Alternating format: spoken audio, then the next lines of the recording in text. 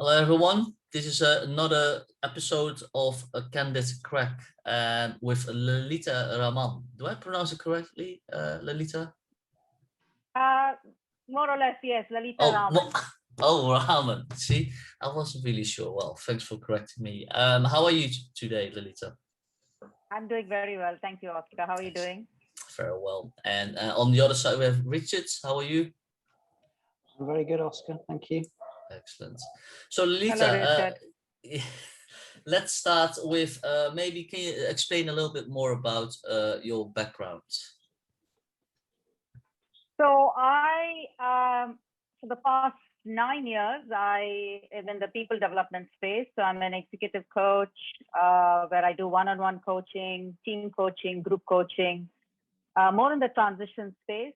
And what I mean by transition space is essentially I work with executive leaders when they step into a new role, either on account of a promotion or because they have changed industries or they've changed their roles, and they're asked to, so it could be a combination of they're asked to lead a project, lead a business, lead an organization, or it could be just because they have moved into a new role or they've moved into a new responsibility, expanded responsibilities, they have to address competency gaps, they have to engage with a new team, so or just proactively invest in their development. The transitions could be somebody like myself who used to be an investment banker for 20 years. And I moved 9 years into the space of what I do now, executive coach and facilitator. So, somebody from the corporate world becoming an entrepreneur, doing something completely different. The transitions could also be within the corporate world where people move from an individual contributor to becoming manager, managing teams, which has its own challenges. Not that people are incapable, but just there are new challenges which a lot of them don't realize. Or it could be people moving within the corporate world where they change industries, like let's say from an IT to consumer goods, and they change their role as well. Maybe from marketing, they move to IT or vice versa, something like that. So that's where I help people. I facilitate workshops, I conduct team coaching, group coaching, and one-on-one coaching. All right, thanks. Richard, you want to jump in there? Yeah, I'm quite interested in what are there any common challenges to this kind of traditional transitional work? What are the kind of things that you see manifesting in lots of people as they go through this transition? One of the common challenges that I've seen is the high expectations that each of us have on ourselves because we've been promoted to a new role or we've been told to do something new. We have our own high expectations. Plus there are expectations of others, right? Let's say you join a new organization, it's a new person coming in and, oh, we expect this person to do this. And because of those high expectations, each of us put a lot of pressure on ourselves. And what I mean by that is we think we may know everything. And many times we don't. It's not that we're not knowledgeable. It's impossible to know everything at every time. It could be something as simple as I've managed a team of maybe 4 or 5 people. And suddenly I have to manage 40, 50 people across the region. And some of the challenges that come across there is, some of them are my peers. Some of them I was working with them. Now they report into me. I really don't know how to really communicate to them as a boss. It could also be, which is quite common in Asia, which I'm sure both of you probably know, is when people get promoted, often they need to manage people who are older to them in age and older to them in experience. And again, that presents challenges in the way they communicate with that person and the way they lead that person and the way they manage that person. And that, because of such challenges, it kind of restricts their ability to perform to their full potential. Often it also happens that they have been used to communicating in a particular way. They're probably very action oriented. And because of the new role that they're taking up, that action oriented style, continuing that style may not necessarily work for them to shine in their current role. To be seen more as a leader, to be seen somebody who sits back, reflects, and then is able to lead the team. So those are some of the common challenges that I have seen. Okay, great. So I just wanted to ask you two separate questions, but they'll link onto each other. So one is, what is the organizing impact of a bad transition? And then, of course, the second one will be, what is the what is the impact of a good transition? So first of all, could you talk about the transition's been bad, so they haven't achieved any of these steps up into being able to manage people older than them, being able to manage people more experienced than them, being able to manage their old peers. What actually happens within the organization there? I think a common impact that happens is they don't perform as per the expectations. They don't perform to what the role expects them to perform. And in turn, they lose their own self-confidence. So that becomes a vicious circle. You lose your self-confidence, you're not able to perform, and then others don't see that you can do your job. And that has the impact on the team morale, on the obviously on the revenue. And from an organizational perspective, overall, people see that, oh, the organization made a bad choice. This person got promoted, or this person got hired from external, not within the organization.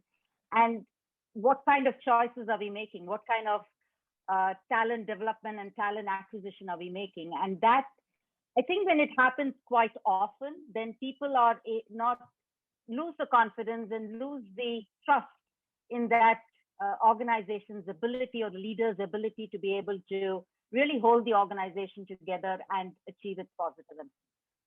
Okay, so I'd like to come back to trust, but can you then go, so the opposite happens, is they're constantly making great transitions?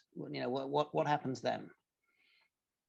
I think what I have seen, and I coached a lady last year. She got promotion in the midst of the protests in Hong Kong, as well as then COVID happened. And she not only had to manage, so this is a completely new role for her. She not only had to manage people's expectations, because there were very high expectations of her. She also had to put in place, things like business continuity planning. In the midst of the protest, what do we do if this happens? She also had to, in the midst of COVID-19, make sure that there were a lot of measures which are taken that enable the organization to have that right kind of morale, the right kind of motivation to be working offline, and still having that ability to communicate with each other. Did she struggle through it? Yes, she did have challenges. And yet the transitions were so successful that the company saw that there was zero turnover. People, no one left at that time.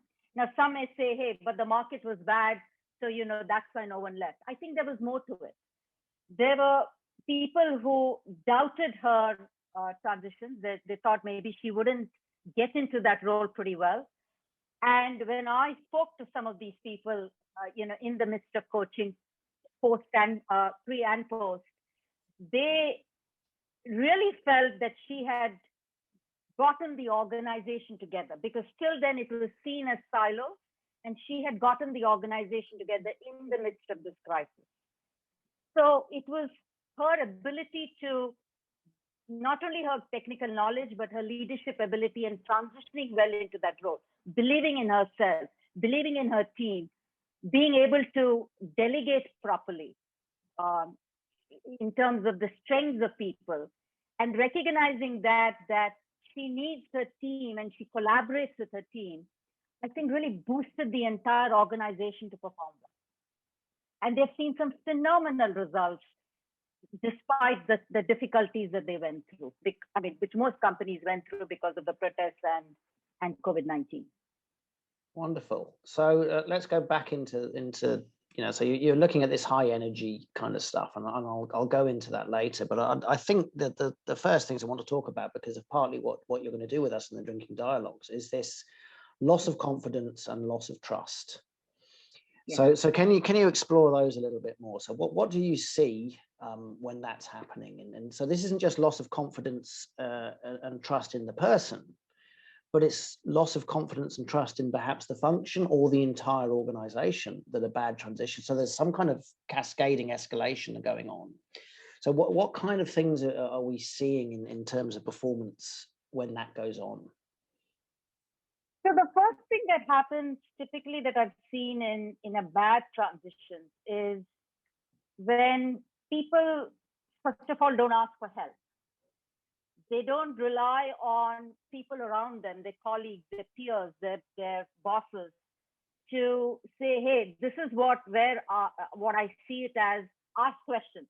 Not necessarily I don't know, but ask questions in a way which will help them get to know what is it that is required, because there are people who are more experienced than them.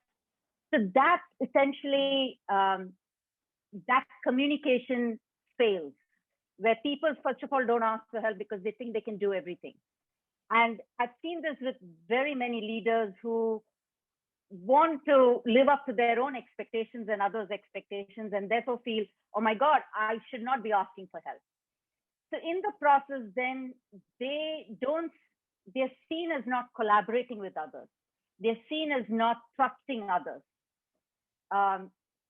They're seen as someone who want to show that they know everything, which again is not possible in most situations. So the communication between people kind of fails because the trust element goes down. I don't believe in you, you don't believe in me, and that kind of, people pick up those vibes. They also see some of these leaders making mistakes. And when those mistakes happen repeatedly, that has cost in terms of real dollar cost, as well as the implied cost in terms of, as I mentioned before, morale and motivation.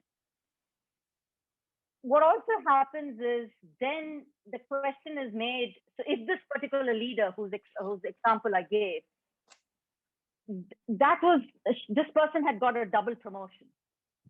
If that had failed, then the person who made that choice, somebody from their head office, that leader would have been seen to be weak, making the wrong choice. Again, somebody else was sidelined, who was probably much more well-known within the organization because of the length of time that person had spent. That person was sidelined to promote this person, this lady. And people felt, oh, yeah, I mean, this person is not perfect, but would have been probably a better choice. And if this transition had not been successful, then they would have felt maybe this person should have been taken, they made the wrong choice. So the whole aspect of making a wrong choice, and because of which impacting me and as an individual in that team and in that organization, really showing that they're not really making the right choices, and that's having an impact on me, on the way I'm led, on the way I get my work, on the way I'm promoted. That whole faith and trust in the alignment, the competency of that organization, I think gets into question. So there's two things I want to talk about here. So first of all, there's something that you've made me connect in my head. So one of the interesting, one of the ways people get promoted is they get promoted because they're self-confident and they say, yeah, I can do this job, which can shift into arrogance. But you've actually framed it differently, which I've never heard it framed this way before. So I'd like to see you explore this a bit more. You've said it's the anxiety that they can't do the job. And then they try and hide that anxiety. That gets interpreted as arrogance by others because they're unwilling to. So can you explore that a bit more? Is it really the anxiety, not the confidence, that's the problem? I think, Richard, there are two aspects to it. One is, yes, there is that self-confidence, and that can go into arrogance. And I've taught leaders who are seen to be arrogant because they're trying to really cover their anxiety, cover their to accept I don't know and I need to learn, or even sometimes as simple as I hate that word imposter syndrome, but something like maybe I'm not good enough, and that whole self-doubt creeping up. And in order to hide that, people want to project it in a different way. And I've often seen that leaders, when they get their 360 feedback or any of these, to raise their awareness, the first thing that shocks them is, oh, I never realized I come across as arrogant. I was actually trying to overcompensate in trying to make people believe that, yes, I can manage everything. And actually I can't, but I can't really accept this in front of so many people because of the role that I'm in. So and also there's a conflict between who am I as a person and who am I as a person in that role? What do I need to deliver in that role? Because it's easy to say, hey, as Lalita, I can't do this. And when you change your perspective, but it is Lalita in the role in that role, whatever I'm performing, in my case, as an executive coach or what have you, what is the message that I need to deliver? How can I deliver that message? What can I do? When people take that perspective, then it becomes easier. But I think there's a lot of confusion between who am I as a person and who am I as a person in that role. So yes, to answer your question, I think many leaders cover their anxiety, cover their I'm not good enough. How can I be seen to be somebody I don't know and I need to learn? By showing off and coming across as arrogant. So you're really making some connections in my head here. So you're talking a lot of impression management, really, and you're talking about the challenge of. So we all try throughout our lives to identify ourselves as being competent and being intelligent in certain ways, or having a skill set of some kind. And it's this competence or intelligence or talent, whatever you want. Suddenly you've got into a position where you're going, I'm not who I thought I was, because they're all being challenged. I don't feel competent, and the sort of the intelligence or the talent that I had is I'm now doubting that. I mean, is that a good way of describing what you're seeing? Spot on. Spot on. And so that role becomes something that they've got to grow into, and they've got to reimagine what that role is in relationship to things they've held internal and central for a long time. Indeed. They got there because a lot of them got there because of their technical competence. And yet, even if one is technically competent, there may be aspects of a particular, in a business, there are some aspects which they may not necessarily know, or they may not know the nitty-gritties of that because they have not done that particular role or been exposed to that role. We can get there by asking questions. And I think a lot of people get even worried to ask questions because they feel if I ask a question, that exposes my deficiency, that exposes my incompetency. And actually, it's not that. But I think that's what takes over as a human being. I can tell you my own case. When I moved from banking to what I do now, my self-confidence was good when I left banking. I had no problem meeting clients, presenting to clients. I was in cruise control in banking. When I left, I was mortified of public speaking. I was like, oh my God, how am I going to open my mouth and convince all these people I'm good at what I do? And that fear took over so much of me that I was not able to do what I wanted to do initially. And then I had to obviously go through coaching and, ask myself, what are my real fears? What are my imaginative fears? What among the real fears, what can I really get over?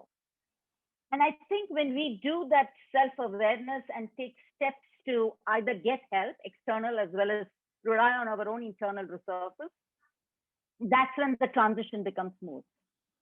Because I'm sure, Richard and Oscar, both of you probably know that,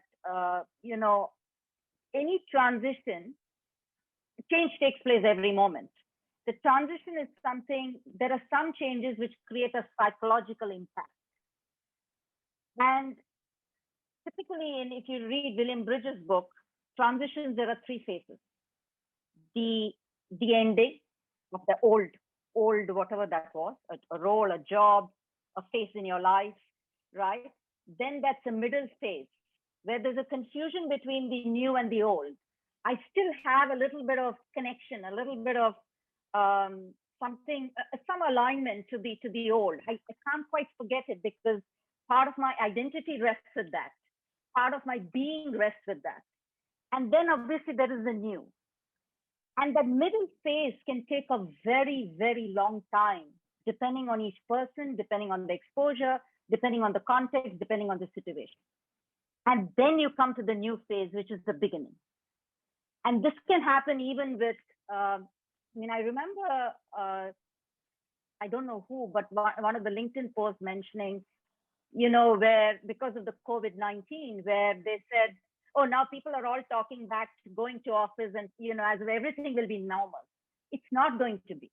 And that in itself is a transition, right? How much am I linking myself to that old self? That takes a long time to break. Interesting. I mean, the stuff from one of the other cracks that we've done with Steven Seagal that's being that you're reinterpreting from a different perspective.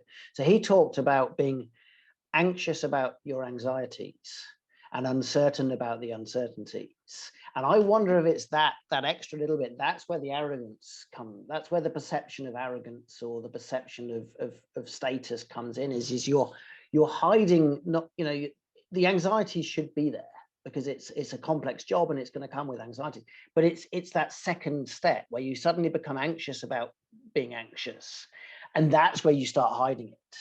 And that's when all of this external interpretation comes in that stops you from doing the job well. Does that also resonate? Because that's what I'm hearing in what you're saying. That resonates very well. I think we, when we are given such an important role, or when we wanted to be there and we get that role, most of us probably feel we don't want to be found out. And it's probably, there is anxiety, and that there is some bit of anxiousness is required, because that's good. That provides you the adrenaline, that gives you that impetus to, perform.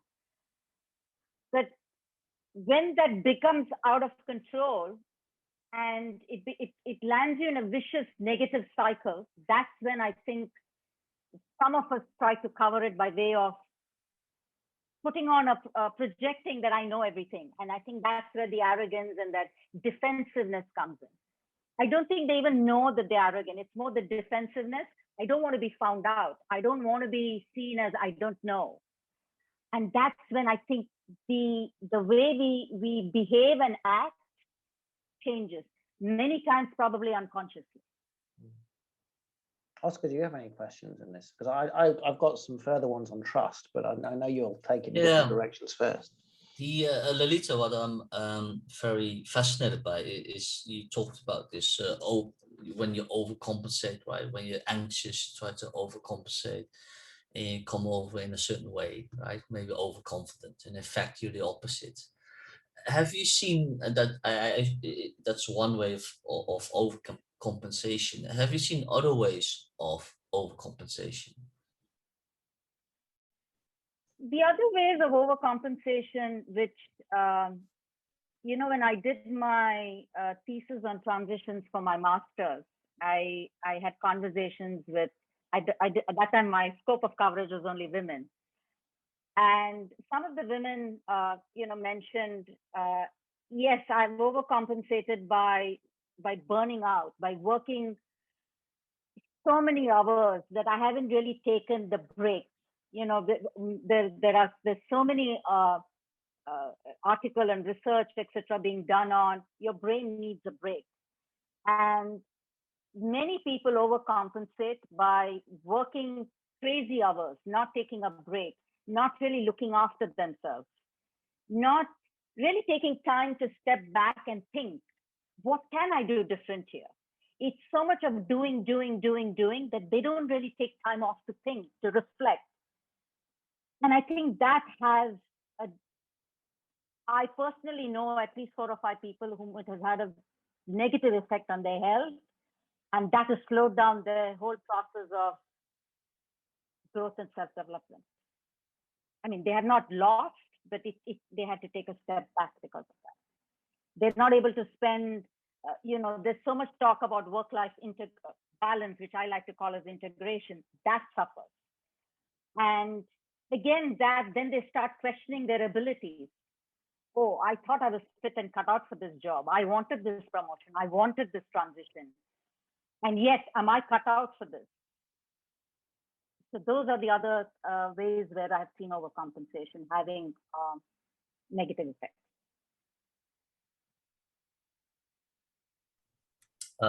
Yeah, Richard, go ahead. Yeah, so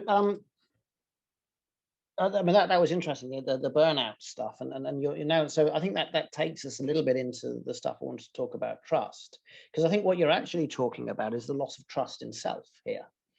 I mean that's the existential sort of crisis that they're going through. Is I don't trust who I thought I was. So can you talk a little bit about that? What goes on when that happens? I think a lot. When I don't believe in myself, the way I come across to others, my behavior, my actions, the way I communicate, everything changes.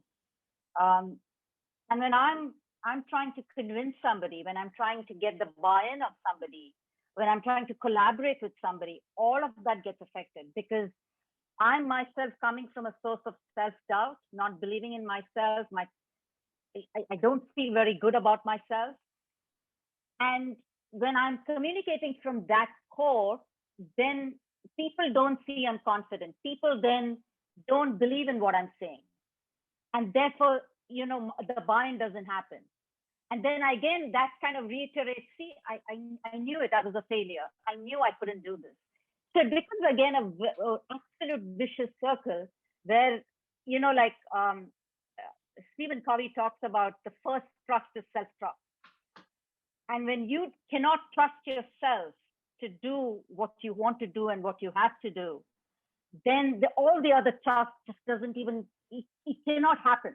All the relational trust, organizational trust, market trust, everything kind of gets affected if you magnify it. So the base, as you rightly said, Richard, is the self-trust.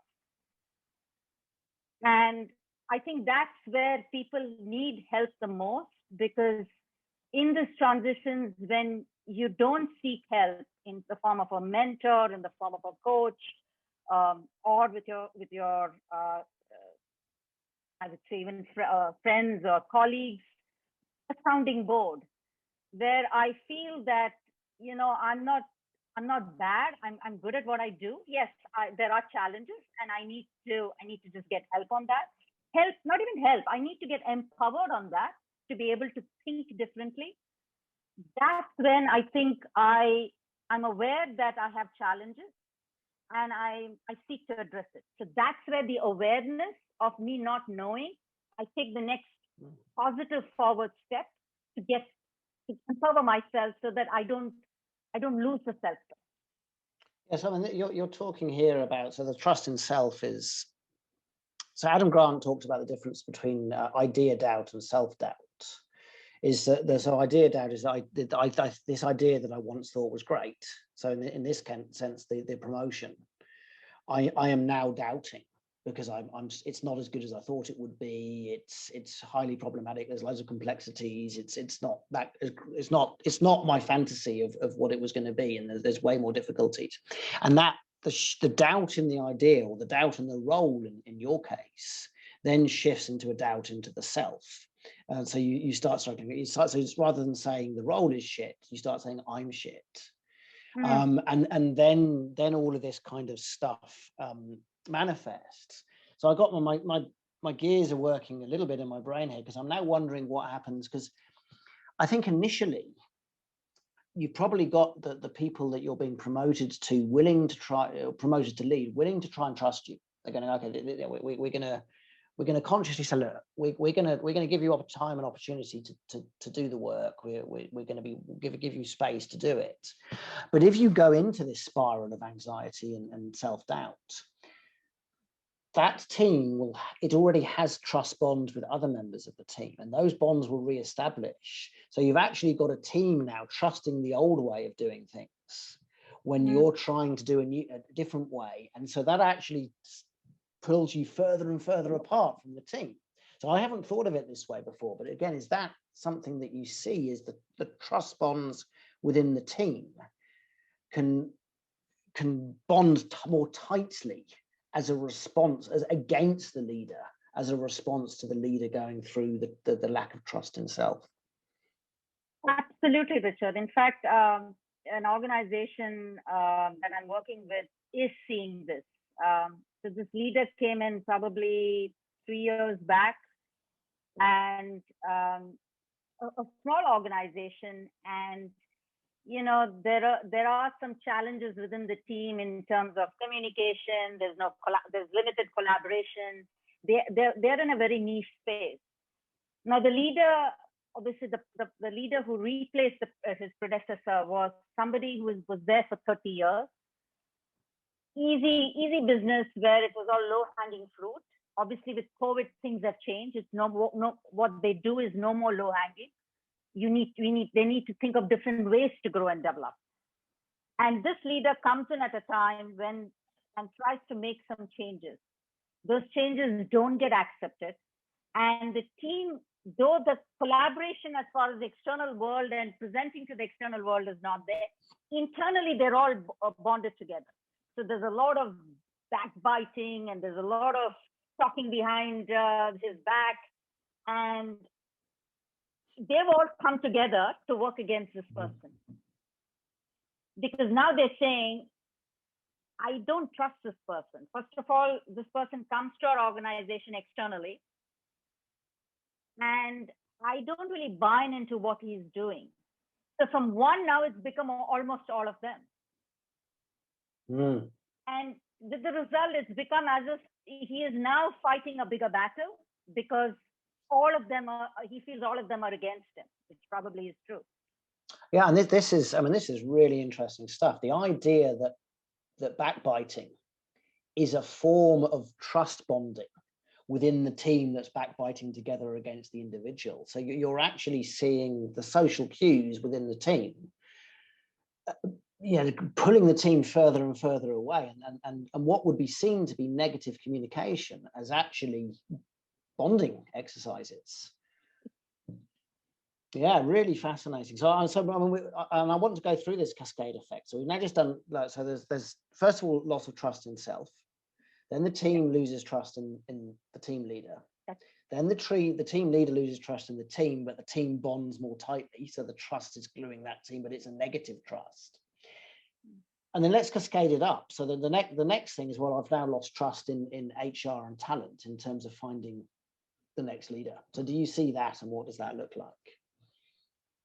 That happens, and I think with no disrespect or offense to any organization, but I come from banking, and in the world of banking, many banks don't give importance.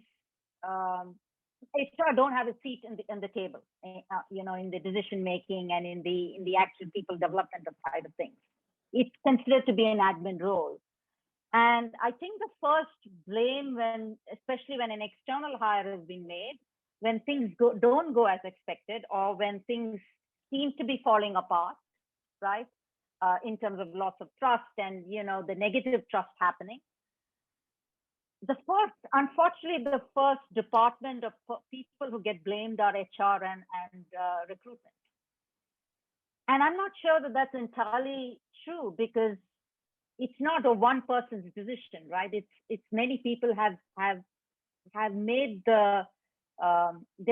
many people have interviewed this person and gotten to recruit this person and say yes. So the way I've seen it impacting HR is they typically tend to take the blame in many times or get blamed. And then there's also another result that happens from this. There's a lot of shame too. Brené Brown talks about shame and guilt. I think the leader here also goes through a process of shame. It's just like, as you said, right? It's not that I don't fit into this role. I am bad. And that is a lot of shame. You start blaming yourself, and there's a lot of shame in that. And that again has a very negative effect on one's self-confidence. Interesting. So, you see HR being used as a scapegoat for low trust throughout the organization. So that has two impacts. So one is they're the scapegoat, but two, they never get the seat at the high table because they're not perceived as being able to do their job properly. So they don't actually play a strategic role, which I think is one of the most important futures for HR, is strategic HR. But they can't play that role if you've got this low trust of the department throughout the organization because of all these other dynamics we've just talked through. Mm-hmm. Yeah. And so again, no, carry on. No, again, I think it's a bit of a chicken and egg situation. It's like you're not given a seat at the table, and therefore I'll just stick to the admin role because that's what I'm quote unquote told to do. And I get blamed when things go wrong, and in a low trust environment. And I'm not able to prove my worth, my ability, and that is such a negative effect because the business have many other things to concentrate on. And if you don't trust your HR business partner and give them a seat at the table who have to be good at this, then you're only probably amplifying the problems that exist and into a much bigger ball, which probably can have a very, very negative effect. Well, let's go into that amplification because I want to cascade it to the next level. So now it's like, I don't trust self, I don't trust the team, I don't trust HR. Right now, I don't trust the leadership. Yeah. So do you see that amplification as well? Indeed. I have seen this in my ex-world, in banking again. A lot, because a lot of times promotions, I don't know now because I'm not there, so I won't comment, but definitely in the past, promotions are given to, so if I make my revenues as a trader, as a salesperson, and I'm one of the biggest revenue earners, typically what happens is you're given a promotion. And with the promotion comes managing people, typically. Now, I may not even enjoy it. The people don't distinguish that. Do I get I want a promotion, but do I like managing people? Because I may not even enjoy that role. Then it comes to, am I willing to say no, that I'm okay with the promotion, but I don't want to manage people? So there's that one element. The second element is, okay, I just accept the role. I actually like to produce revenues and I like doing the job of trading or sales or whatever, what have you.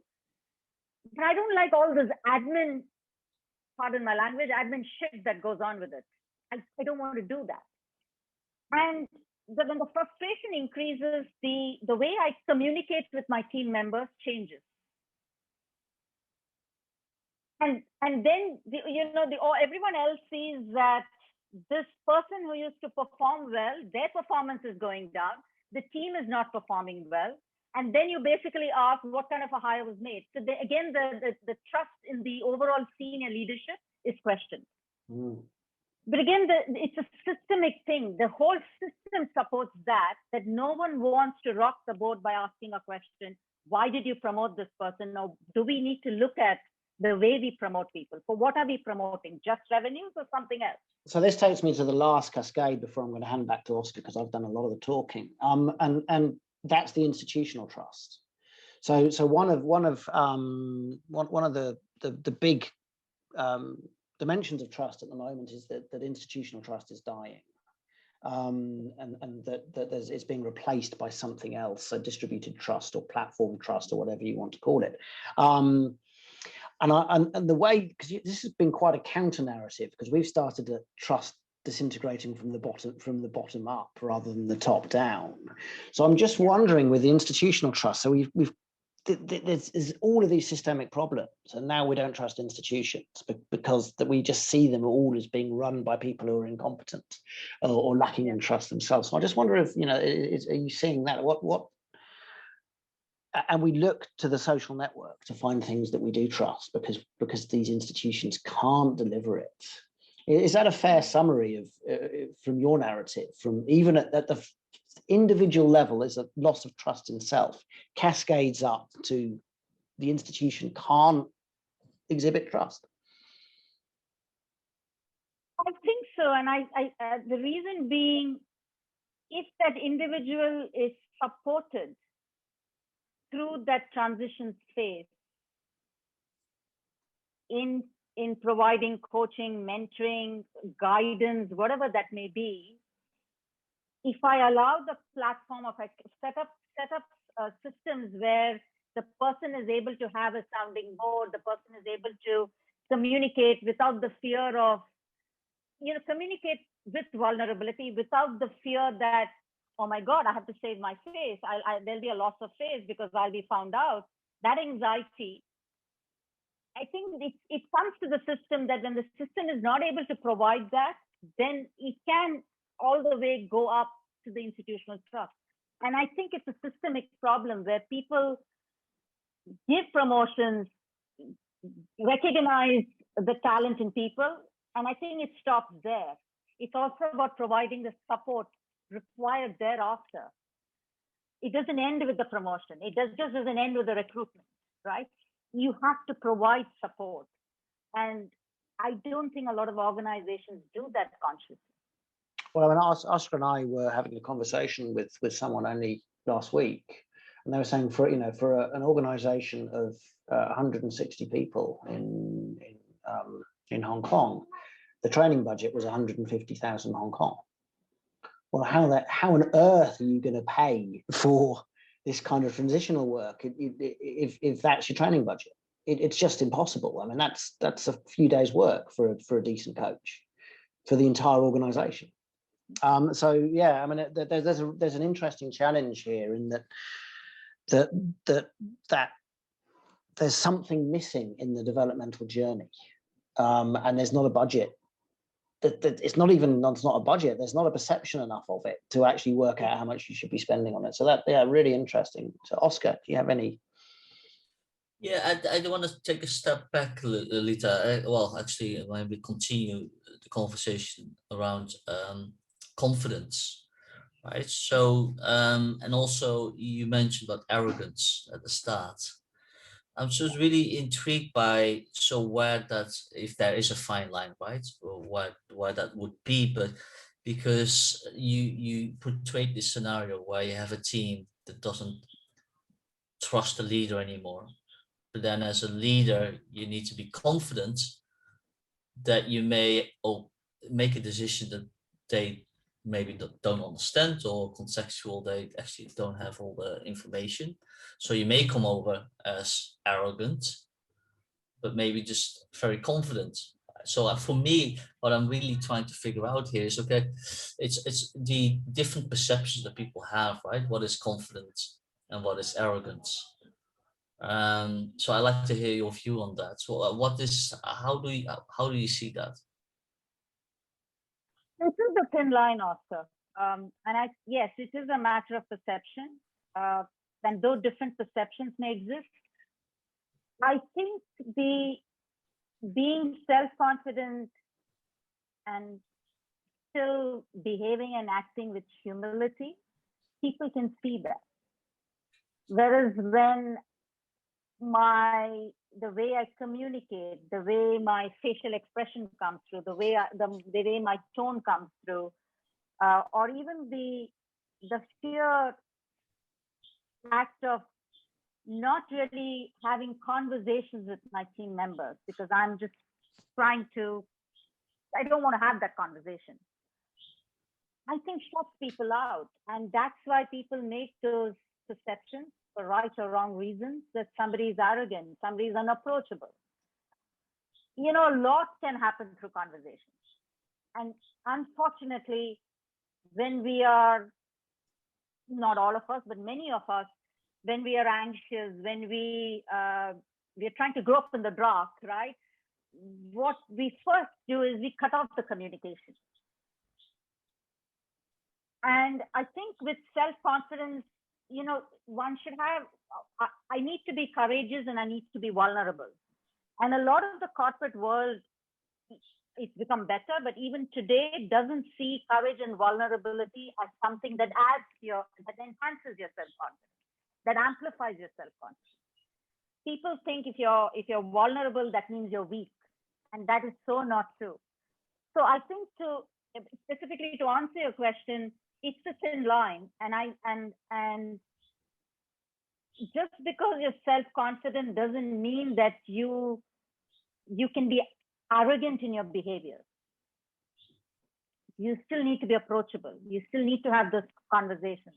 You still need to be okay in saying, actually, you know what? I don't know. And I don't think there are many people who are willing to do that because of the environment and systems that they live in. So your Rosabeth Moth-Cantor says that confidence is the sweet spot between arrogance and despair.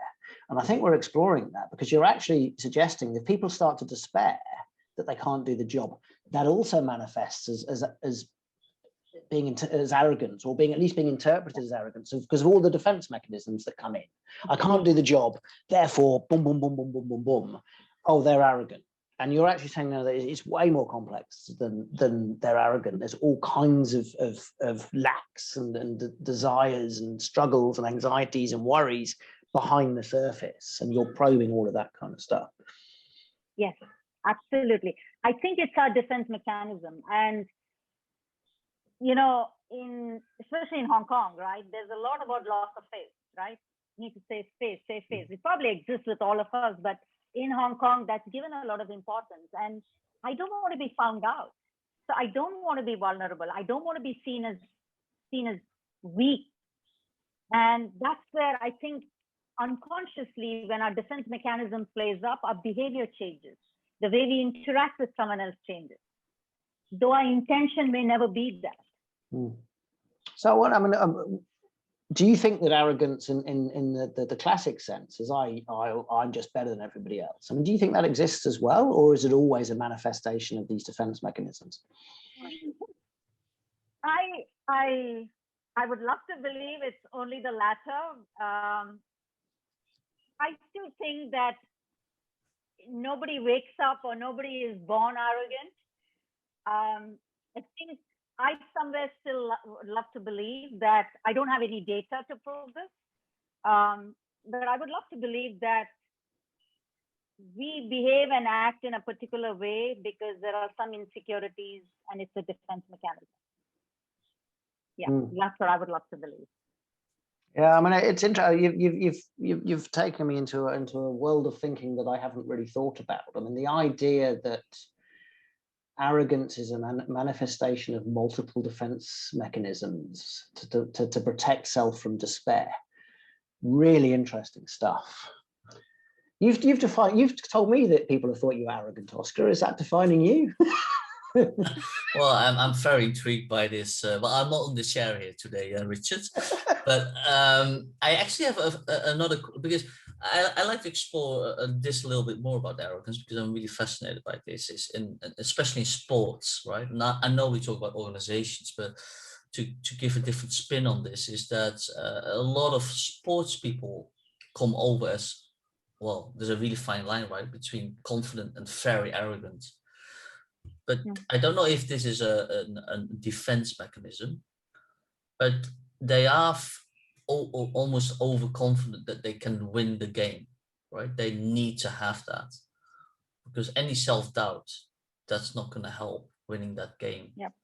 So that's why I'm really fascinated by, okay, that arrogance, is it always negative, because it's seen as negative, right? And I don't know if that's true. Maybe it is true. And again, so I'm just sort of yeah, throwing this at you. Haven't really articulated very well, but yes, what are your thoughts? I think, Oscar, the key is overconfidence. You see, when I'm overconfident, I don't think what I need to do. I don't think before I speak. I'm just in some other world. So I think you have to be self-confident. If you have self-doubt, then you need to be able to manage that and get over that, right? By whatever means that works.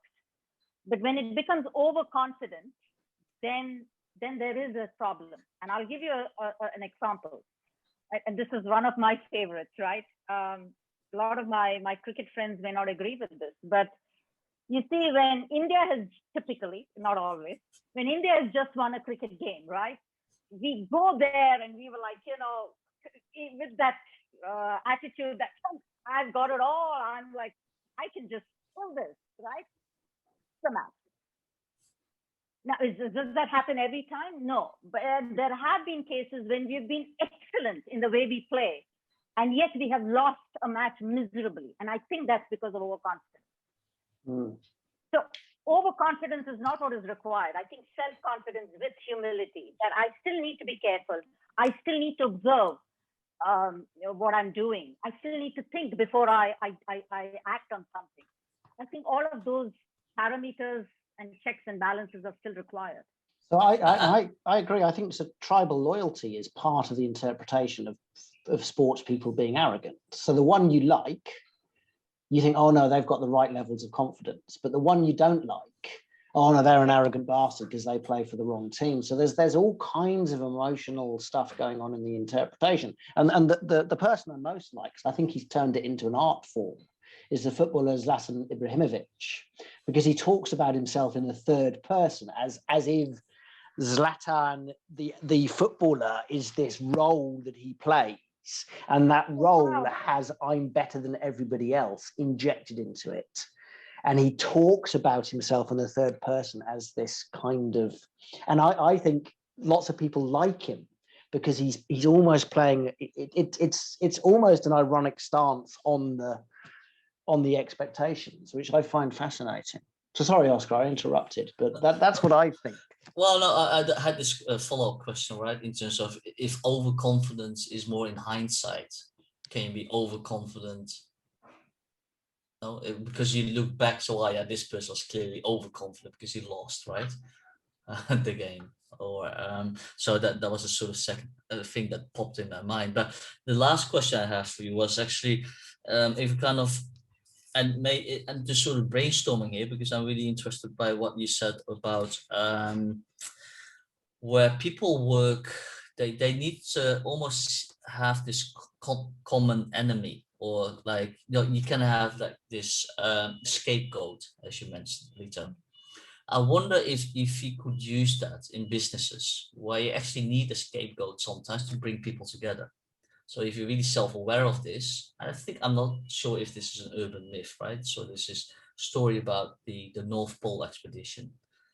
And they were looking for one person to basically play that role of a scapegoat, because then they knew what was going to happen. People were getting really tired, low levels of energy, they will get irritated, and they needed one person to blame everything on.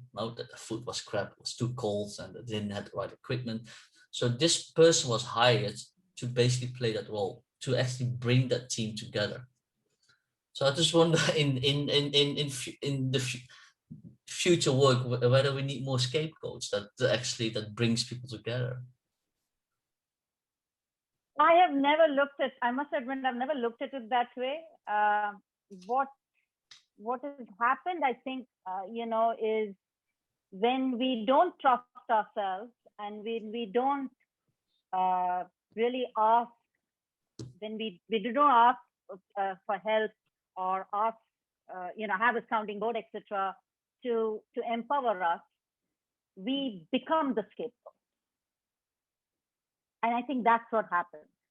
Now, I'm not too sure whether maybe in some cases that's intentional, that people hire a scapegoat or want a scapegoat, or find a scapegoat when things go wrong, which typically happens.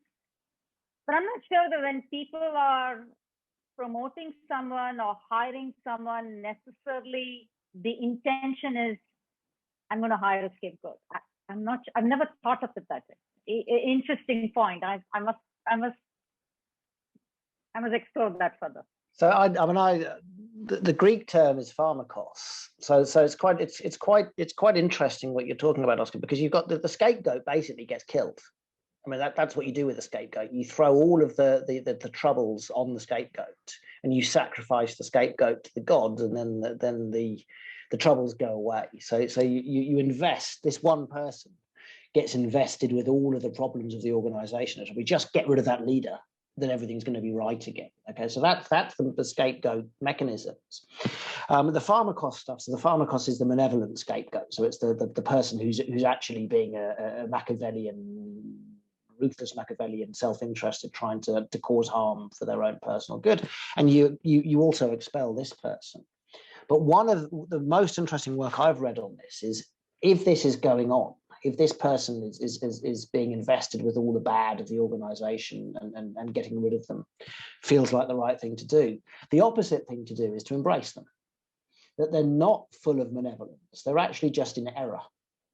And so this goes right to what Lalita's been talking about, that they're just in error, they're making mistakes because their foolish expectations that they could do something is manifesting as something else in the interpretation of the group.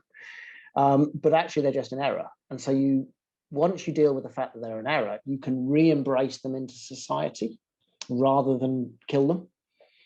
And it's that process. So the scapegoat, your story, the scapegoat that gets re-embraced by the expedition, because it's like, right, we're now holding you close again. That's what we need to create. So yes, because we're going to scapegoat people all the time. It's how we treat the scapegoat. Do we kill it or do we re-embrace it afterwards? And I think that's a really useful thing to think about. But anyways, we should go into the last question, because I think that frames the last question. Our last question, Lalita, is always the $9 trillion question. And I think it's a very clear one with you. So if organizations spend more money on transition work, how much of this 9 trillion of lost value creation will it help them to find? So what will future organizations look like if transition work becomes a constant throughout all organizations? Wow, so you have given me a completely different perspective. So I do want to write a book on this, and I think that's one thing I will definitely explore as to how much can be saved. But my work till now in this area and my it gives me the sense and feel that the investment that people would make on the transitions work will phenomenally grow revenues by 40-50%, and really the 9 trillion that you're talking about, it will save more than 50 or 60%, I think, because you're supporting, you're instead of making that person a failure, you're making that person a success. That's what you got that person or the group of people for. And when you provide the support and the systems to do that, then you are making your organization a success. This is the first thing you wanted, right? And I think that will definitely save a lot of money and really enhance the return on investment substantially. And I'm not talking my own book here, but I definitely think that's the way to what organizations need to look at this. Last year, for example, right, or even continuing to this year to some extent, typically when things go wrong, and pandemic was for the first time, right, the first thing that cut out, I'm sure you all know, is the learning and development budget, right, by most organizations. That's just, well, and I think that's the wrong approach, because that's when you need to invest the most in people, because that you're actually investing in somebody's loyalty, and people will always remember you. You know, they really cared about me and my development. So even if you don't give an increase to me, even if you don't give me bonuses, but the fact that you looked after my development and growth that was relevant for me and you supported me, I think as human beings, we will always remember that. Or at least most of us will remember. Lalita, that was a wonderful conversation. I really enjoyed it. Richard, thank you for co-hosting it as well. Thank you both. Thank you, Pleasure. Richard and Oscar. I thoroughly enjoyed this conversation, gave me different perspectives. Thank you so much. Thank you, Lalita.